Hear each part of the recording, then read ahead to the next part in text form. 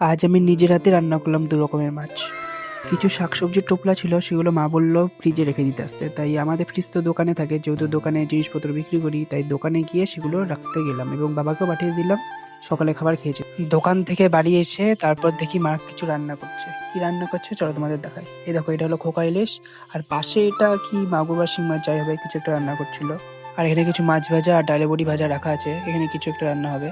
তা মা একটু কাজে গেছিল, তা বলছিল রান্নাটা দেখতে, তা আমি একটু হাতে নেড়েছি, ব্যাস ওটি আমি রান্না করেছি আর কি। এরকম আর কে কে করো সেটা জানাবে। তারপর স্নান টান করে তারপর আবার চলে গেলাম দোকানে। তারপর সন্ধ্যায় চলে গেলাম পড়াতে। পড়িয়ে টড়িয়ে তারপর আমার একটা বন্ধু ফোন করলো, যে বললো যে আজকে শপিং মলে যাবে, কি ওর কিছু কেনাকাটা করতে লাগবে, আমারও কিছু প্যান্ট ট্যান্ট কিনতে লাগবে। তা আমি বললাম ঠিক আছে যাওয়া যায়, আমারও কিছু কিনতে লাগবে। তা আমি আর আমার এক বন্ধু চলে গেলাম এম বাজারে। দেখো বেশি কিছু না, জাস্ট একটা প্যান্ট আর একটা সবসময় পরার ফুল গেঞ্জি কিনেছি। আমার বন্ধু একটা গেঞ্জি আর একটা প্যান্ট কিনেছে।